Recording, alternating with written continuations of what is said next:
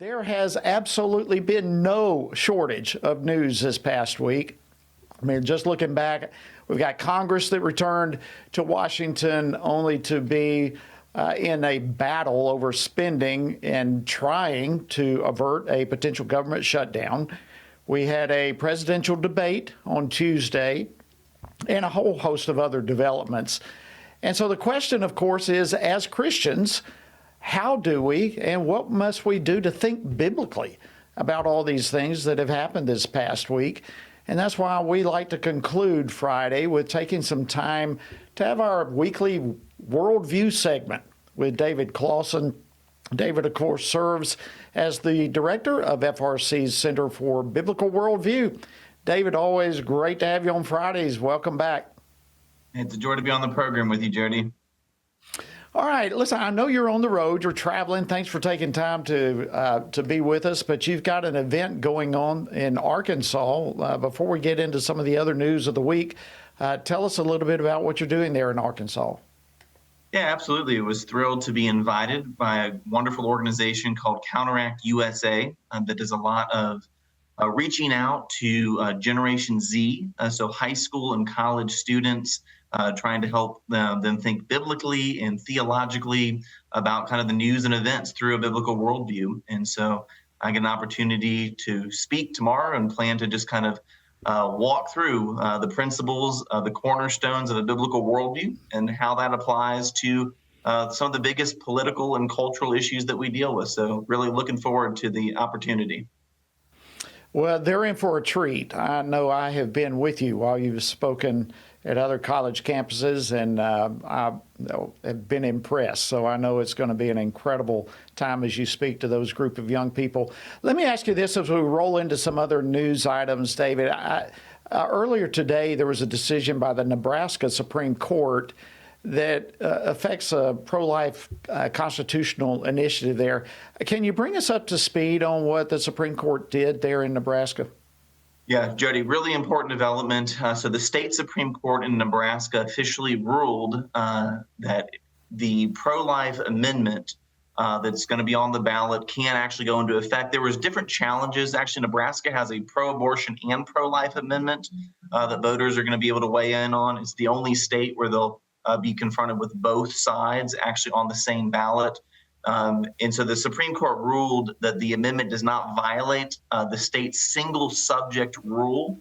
So they have a requirement that a ballot measure can't address more than one subject. So there was a litigation going on, but the decision is that both of these amendments, a pro-abortion amendment that ostensibly would allow abortion up until the point of viability, but we know it has a very broad health exception. So really abortion through all 9 months, that'll be the pro-abortion amendment. And then the pro-life amendment, Jody, is going to kind of keep the law where it is right now, which is the 12-week limit. So voters in Nebraska have an important decision to make in November.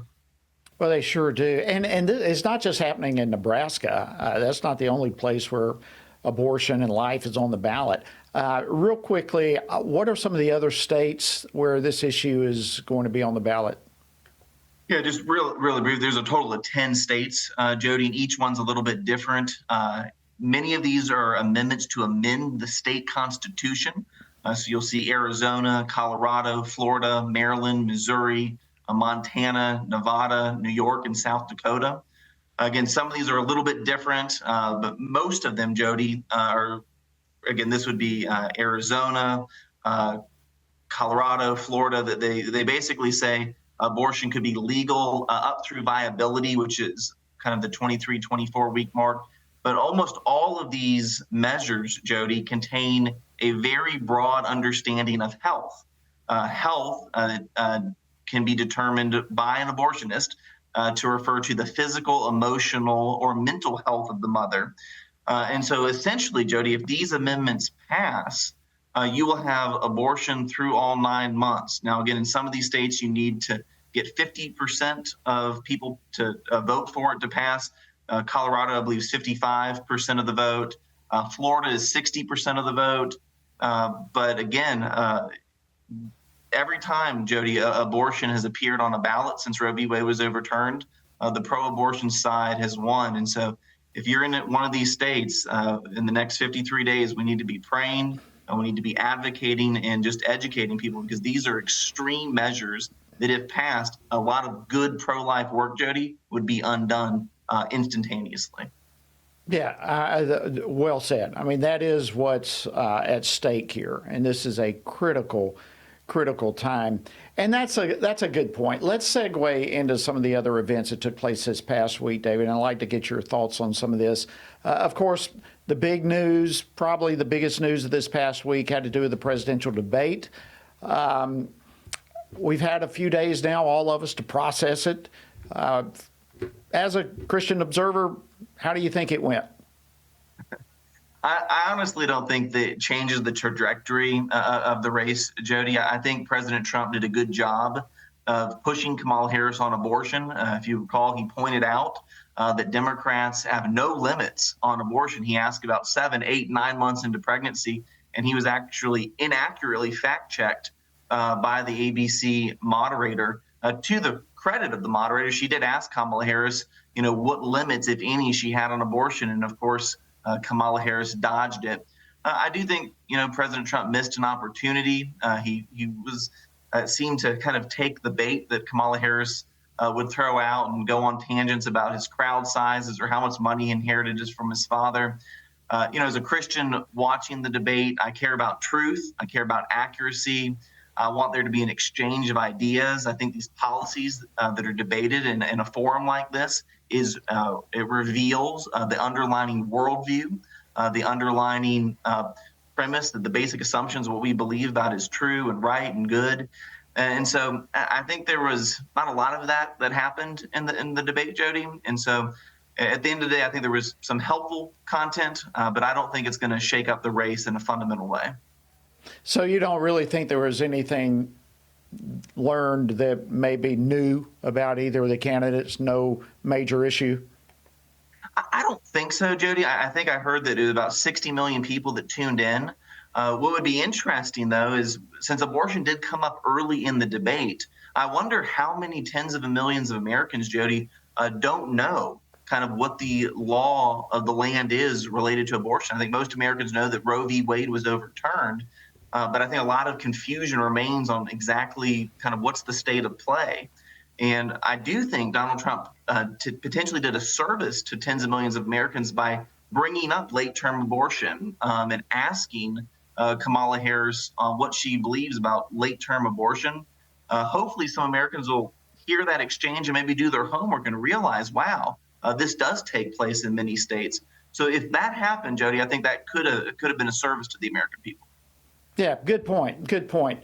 I tell you, there was one part, and I've actually got a clip here I want to bring up and get your reaction to it. But when I saw this, I almost just came out of my seat. It was so upsetting to me. And that was when Vice President Harris claimed that you don't have to give up your faith to support abortion. One does not have to abandon their faith or deeply held beliefs to agree. The government, and Donald Trump certainly, should not be telling a woman what to do with her body. All right, I've got some thoughts on this. Give me your thoughts on it. I'm sure our thoughts are very similar, Jody. I would probably. These comments are pretty routine for the vice president. She has made these comments before. And I think it's worth noting, Jody, especially for those of us who are Christ followers and want our values to reflect the values of our Lord. It was interesting that Kamala Harris, the most animated and seemingly excited that she got during the debate was actually when she got to talk about abortion. And I think that's an indictment on her and on her worldview and on her party's worldview.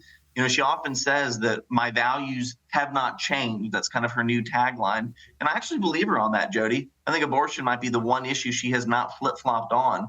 But let's be clear, Jody, when she says that you don't have to give up your faith to support abortion. If she's referring to the Christian faith, then yes, you absolutely have to cast aside the entire weight of biblical revelation to support abortion. Support for abortion and Christian faith are antithetical. And I think we need to be really clear on that. Yeah, absolutely. Great point. And, I'm getting tired of this argument too of it's a woman's body. The baby is not the woman's body.